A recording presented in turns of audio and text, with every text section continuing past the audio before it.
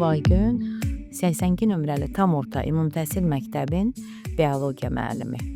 Mən bir biologiya müəllimi kimi daima təbiətə təbiətə böyük maraq göstərən bir insan olmuşam və biologiya elmi sırf insanın sağlamlığı ilə başlayır və təbiətə qayğı ilə davam edir. Bu bir fən deyil, həm də həyatın özü deməkdir. Həyatı öyrədən, anladan bir elmdir. Və uşaqlarda da bu fənnə marağı yaratmaq üçün həmişə əlimdən gələni əsirgəmirəm. Düşünürəm ki, həyat, ekologiya, təbiət, torpaq, bütün bu terminlər hamısı biri-biri ilə bağlıdır. Və bunlar da biologiyanın ən əsas üzəyini təşkil edir. Doğrudan da biologiya elmini kənardan bəzən şagirdlər bir toplu kimi, bir mövzularla bağlı kimi, sadəcə termin toplusu kimi düşünürlər. Lakin bu belə deyil.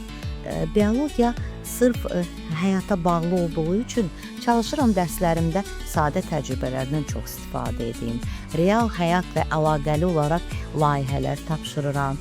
Layihələr, təqdimatlar üzərində işləyirik və uşaqlar sizə deyim ki, çoxlu yeni məlumatlar əldə edirlər və bununla da artıq təbiətlə bağlı bir çox işlər görürlər və özləri də yeni layihələrə yol açırlar. Biologiyanı sevən şagirdin gələcəkdə düşünürəm ki, çox üstünlükləri ola bilər.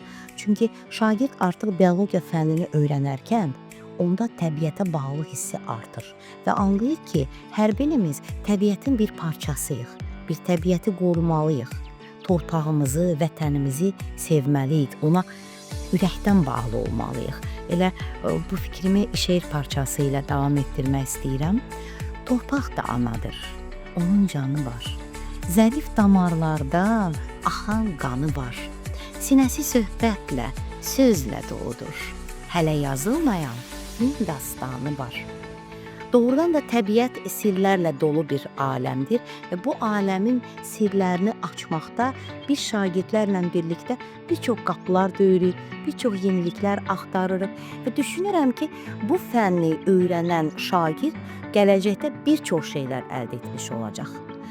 Özünün bir həkimi olacaq, kiçik bir həkim. Özünün yardımcısı ola bilər, başqalarına yardım göstərə bilər.